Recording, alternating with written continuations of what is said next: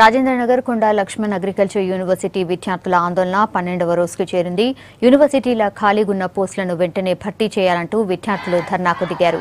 University నుంచి ఉద్యాన భవనం ముట్టడికి బయలుదేరిన విద్యార్థులను పోలీసులు అడ్డుకున్నారు. ఆందోళన చేసేటోళ్లను అరెస్ట్ చేసి పోలీస్ స్టేషన్కు తీసుకుపోయారు. యూనివర్సిటీల ఖాళీగున్న పోస్టులను వెంటనే భర్తీ చేయాలని విద్యార్థులు డిమాండ్ చేశారు.